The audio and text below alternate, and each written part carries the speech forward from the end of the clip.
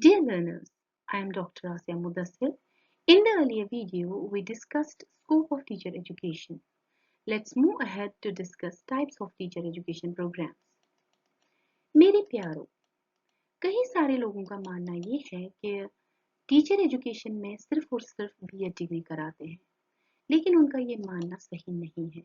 In reality, teacher education includes different types of programs that prepare teachers before, during, and even after their teaching career begins. If you are preparing for UGC NET, B.Ed, or teacher eligibility exams, understanding these programs is very important. So today, we will clearly understand the types of teacher education programs. Broadly, these programs can be classified into three main types: pre-service teacher education, in-service teacher education, and continuing professional development. So the first type is the pre-service teacher education.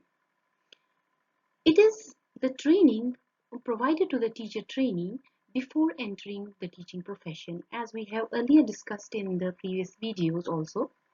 The examples of the pre-service teacher education include D.El.Ed, Diploma in Elementary Education, B.Ed, Bachelor of Education, and Integrated B.A, B.Ed, and B.Sc B.Ed.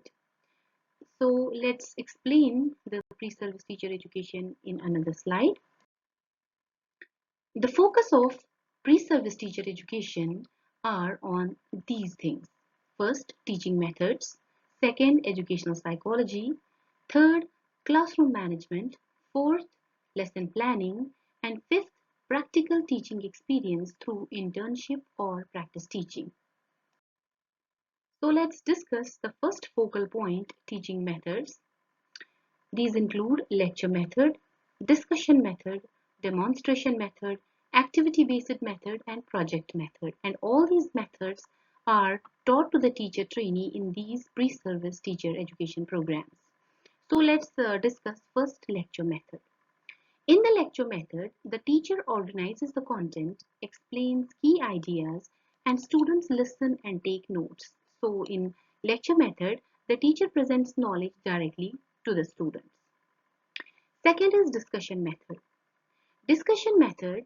In this method, students share their ideas and discuss with each other. Thus, in discussion method, students actively participate in understanding concepts. Another important method is the demonstration method.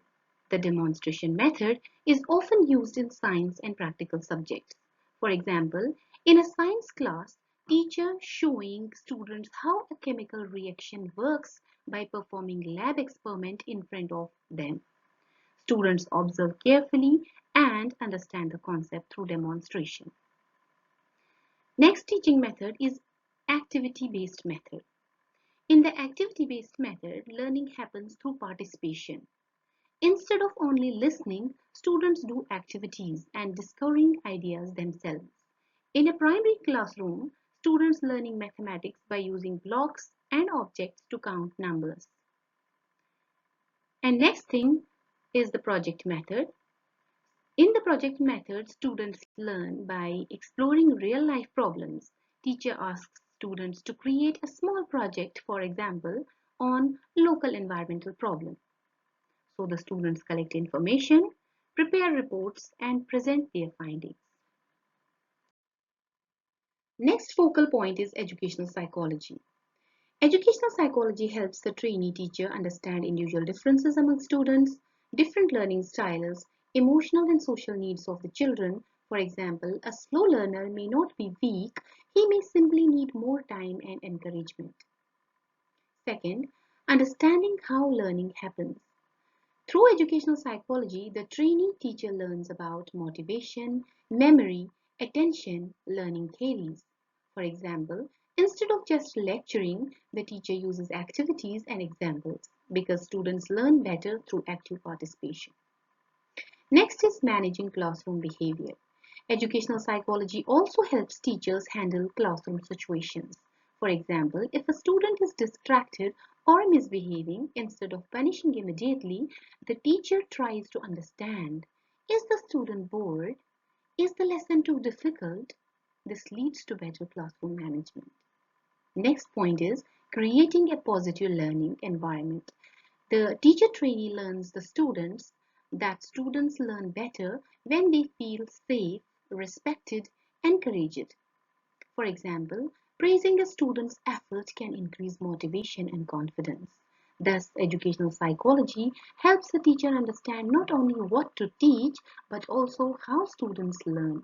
It enables teachers to make learning meaningful, effective, and child-centered. Next important focal point is classroom management, which includes setting clear rules, engaging students, and positive reinforcement. Let's explain them one by one. Setting clear rules. At the beginning of the class, the teacher tells students, raise your hands before answering or listen when others are speaking. This creates clear expectations. Next is engaging students. Instead of only lecturing the teacher asks questions. Instead of only lecturing, the teacher asks questions and includes students in discussion. For example, can anyone give an example related to this topic? For example, if the topic is pollution, so she asks, can anyone give an example related to the pollution, the topic pollution? The students become more attentive because they feel involved in learning. Positive reinforcement. When students participate properly, the teacher appreciates them. For example, that's very good answer. This encourages positive behavior in the classroom. Thus, a well-managed classroom becomes a space where learning happens naturally.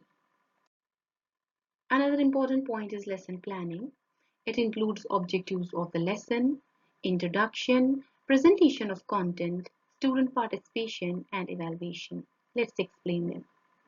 Before entering the classroom, a teacher must know what to teach, and how much time to spend on each activity. This preparation is called lesson planning. Without planning the lesson properly, the teacher explains the topic randomly, important points are missed, and time finishes before completing the lesson or students become confused. So lesson planning focuses on objectives of the lesson, which means what students should learn. For example, students will understand the concept of democracy if the topic is democracy. Next is introduction.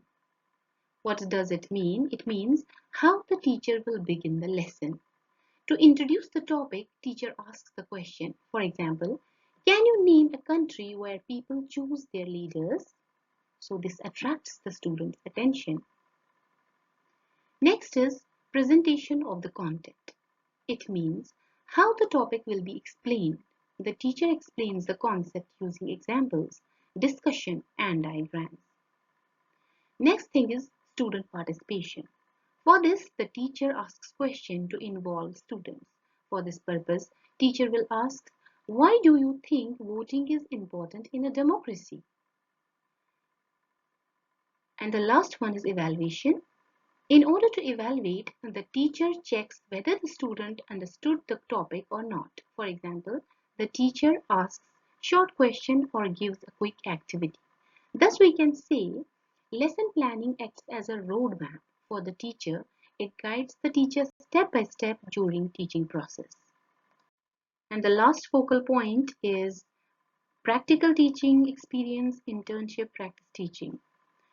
It includes applying theory into practice, classroom management, understanding students, and learning through feedback. So let's explain. The trainee teacher applies concepts learned in educational psychology and teaching methods. For example, using examples, questions, and activities to explain the lessons. Classroom management. The teacher trainee learns how to maintain discipline, engage students, manage classroom activities. This develops confidence and control in the classroom. Understanding students. The trainee teacher observes that some students learn quickly, some need more explanation, some are shy to ask questions. This helps the teacher understand individual differences among learners. Learning through feedback. After teaching the lesson, the supervisor or mentor teacher gives feedback. For example, speak more clearly, use more examples, encourage student participation. This feedback helps the teacher trainee improve teaching skills.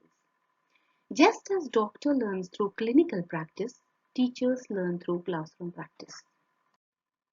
After the pre-service teacher education, now it is in-service teacher education, the second type of teacher education program. It is the professional development of the teachers already in service or working as a teacher. As we have already discussed it in the previous video, its focal points include the workshop, seminars, orientation programs, and refresher courses.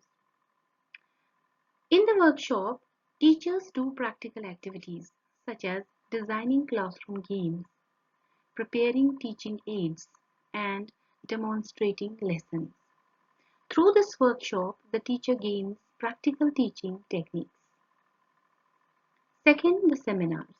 In a seminar, expert presents ideas and teacher listens, asks questions, and discusses different viewpoints. Through seminars, teachers gain new knowledge and perspectives. Third is orientation program. The purpose of this program is to introduce teachers to new ideas, policies, or systems. Orientation programs help teachers adapt to new changes in the education system. For example, teachers may be oriented about new curriculum frameworks or evaluation methods. Next important is a refresher course. A refresher course helps teachers update their subject knowledge and teaching methods. This helps teachers stay academically updated. Now let's discuss the third type of teacher education program, that's professional development or continuing teacher education. These are the learning opportunities throughout the teacher's career to improve expertise. This is broader and long-term. It is not limited to short training sessions. It includes continuous growth of the teacher as a professional, and it develops teachers as scholars, leaders, and innovators in education. Let's explain it through examples on the next slide. Now, the examples of the continuing teacher education include higher studies, M.Ed or PhD, educational research, leadership training, curriculum development, conferences and publication. Let me explain them one by one. After gaining teaching experience, the teacher decides to pursue higher education. Through higher studies, the teacher becomes more knowledgeable and may contribute to teacher education, research, or academic leadership. As the teacher gains experience, new questions arise in his or her mind. To find answers, the teacher begins educational research. Research helps teachers improve teaching, practice, and contribute to educational knowledge. After several years of experience, the teacher may take on leadership roles. The teacher attends leadership training programs to learn such skills like education management, decision making, and guiding other teachers. This prepares the teacher for roles like head of the department, academic coordinator, or school principal. With experience and expertise, the teacher may participate in curriculum development. For example, the teacher helps design course content, learning objectives, and teaching strategies. To ensure that education remains relevant and meaningful for students, to share knowledge and learn from others, the teacher participates in academic conferences and publishes research papers. This allows teachers to share ideas, learn from other educators, and contribute to the advancement of the education. In conclusion, we can say that teacher grows like a tree. Think of teacher's professional journey like a tree. The roots are pre-service programs where the teacher gains basic preparation. The growth of the tree represents in-service programs where teacher keeps improving, and the branches spreading further represents continuing professional development where teachers expand their knowledge and influence. This is all for today. Thank you.